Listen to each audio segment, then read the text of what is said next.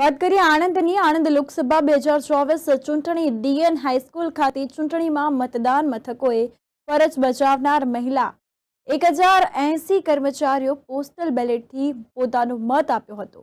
ત્યારબાદ કર્મચારીઓને master trainer દ્વારા બીજા તબક્કાની ચૂંટણીલક્ષી તાલીમ શરૂ કરતા પૂર્વે ચૂંટણીમાં મતદાન મથકોએ ફરજ બજાવનાર કર્મચારીઓ પોસ્ટલ બેલેટથી મતદાન કરશે।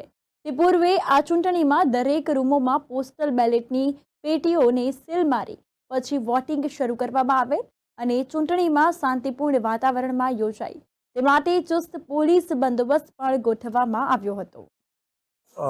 એચ.એમ. પટેલ, મામલતદાર આણંદ શહેર। સાહેબ, આજે બેલેટ પેપરથી ડીએન હાઈસ્કૂલ આણંદ ખાતે સરકારી અધિકારીઓનો મતદાન શું છે?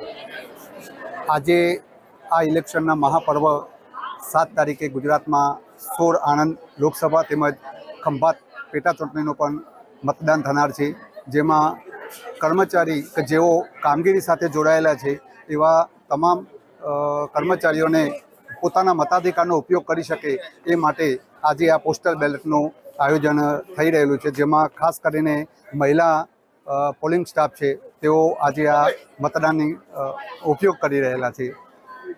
મોટી સંખ્યામાં મતદાન અમારું થઈ રહેલું છે।